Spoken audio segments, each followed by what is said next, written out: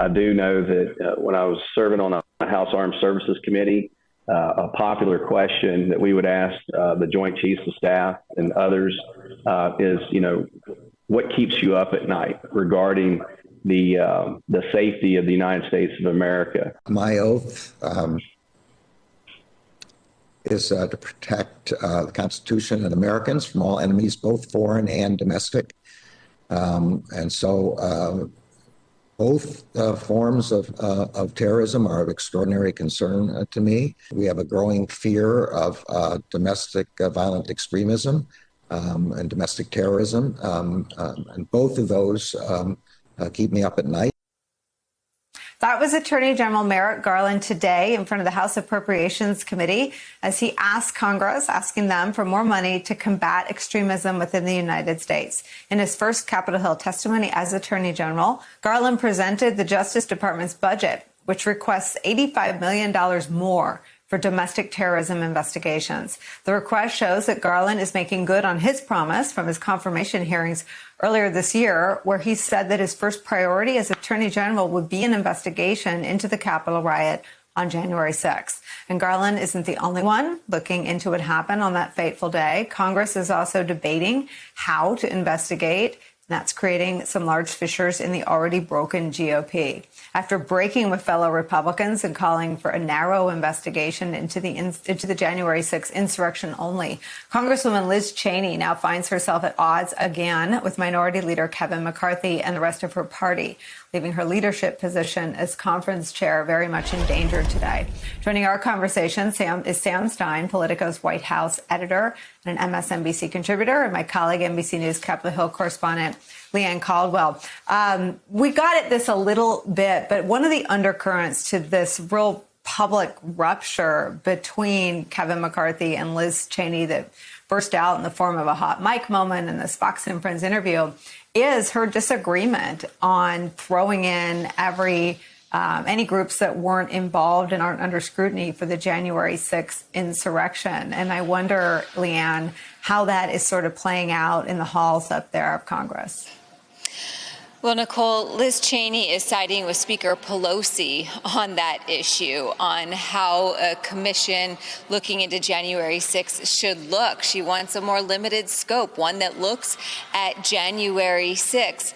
But every time that Liz Cheney talks about 2020, the election, talks about how the former president is lying about the last election, that it was in fact not stolen from him and that Joe Biden did legitimately win that election. It is also very noticeable of what leader Kevin McCarthy is not saying. He is not saying those things. Instead, he is skirting this very fine line, trying to maintain his closeness with the former president. He thinks that that is what is going to get Republicans to win the midterm elections in 2022. He also thinks that is what is going to propel him into the speakership. So when Leader McCarthy is talking about how Republicans are worried about the message and Liz Cheney's ability to deliver a Republican message over the next 2 years as her role as conference chair, he's also talking about how it complicates his own message, not only for the party's goals of winning the majority, but his own message of winning the speakership. Nicole. You know, Sam, when I sometimes slide into my ability to remember what it was like to think like a Republican, if the shoes were on the other feet and the Democrats were obstructing an investigation into a domestic terror attack on the Capitol, where Hang Mike Pence was chanted by the insurrectionists, this would be a daily drumbeat. Why don't Democrats want to get to the bottom of the deadly insurrection? What do they have to hide?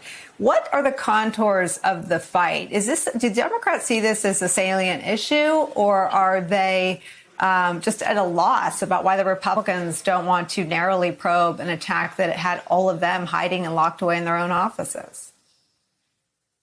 That's a great question. One we've actually tried to been reporting out on the White House angle. I mean, clearly, if you listen to Joe Biden's speech before Congress, last week. Feels like an eternity ago now, but last week, he spent a good deal of time talking about how this was a seminal moment, a gut check moment for the country.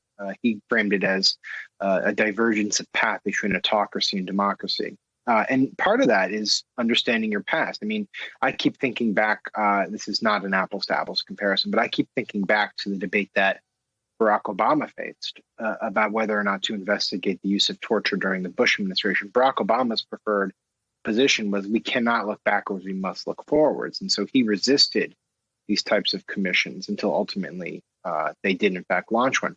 With Biden, it feels different. With Biden, he's much more embraceful of the idea that we do have to confront what happened on January 6th. And that ostensibly includes supporting this commission. At the same time, though, to your point, Nicole, you don't get the sense, just judging by the sheer amount of attention and pressure being put on by Democrats, that they are investing that much political capital into making this happen and or making Republicans feel some sort of political pain for resisting it. It's not being hammered home day in and day out. And now I hark back to another time in the Obama era for a reference point, which is early on, and you might recall this, the Department of Homeland Security put out a report that looked at domestic terrorism. It was called right-wing domestic terrorism. And there was an outcry on the right about this, and to the point where they had to rescind the report. And I believe the author of it quit the department. And there was this tentativeness among Democrats to wage into these types of investigations that, clearly can be seen in a partisan lens. And I wonder if some Democrats are fearful that if they push too hard on this, it will erupt, and that they need to be very delicate and careful. So we'll see what happens in the days and weeks ahead. But, clearly, to your point, I think they could be pressing harder on this. Leanne, was there any resistance to Merrick Garland's request for that increase to prosecute domestic violent extremism cases? There wasn't from Democrats, that's for sure. Republicans throughout that hearing, they didn't ask a lot of questions about that. They focused a lot of their questions on immigration, on what is happening at the border. And they know that that is a topic that is good for them politically. They know that is a weakness for Democrats, a weakness for President Joe Biden, especially in the suburbs that Republicans lost so handedly in 2020 and also in 2018.